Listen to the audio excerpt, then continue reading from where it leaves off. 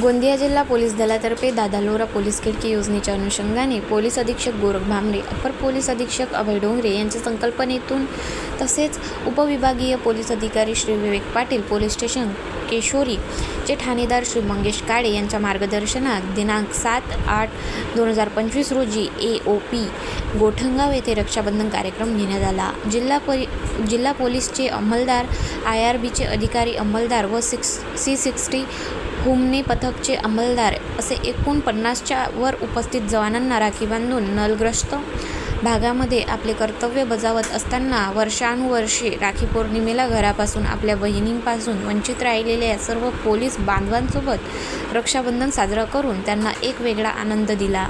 तसेच उपस्थित सर्व जवानांना ब्लँकेट व चादर भेटवस्तू म्हणून देण्यात आल्या। तसेच AOP परिसरातील गरीब जनतेची राखी पौर्णिमा सुखाची व आनंदाची जावो अशी भावना बाळगून त्यांना अन्नधान्य वाटप करण्यासाठी तांदूळ, साखर, डाळी, बिस्किटचे बॉक्स, शैक्षणिक साहित्य इत्यादी AOP सुपूर्द करण्यात आले। सदरचा कार्यक्रम ठाणेदार केशोरी यांच्या उपस्थितीत प्रभारी अधिकारी AOP गोठणगाव पोलीस उपनिरीक्षक नीलकंठ गीते यांच्या पुढाकाराने व मनोहर राठोड SRPF यांच्या सहकार्याने पार पडला। आलेल्या विद्यार्थ्यांना सशस्त्र दुर्क्षेत्र गोठणगावतर्फे भेटवस्तू देण्यात आली।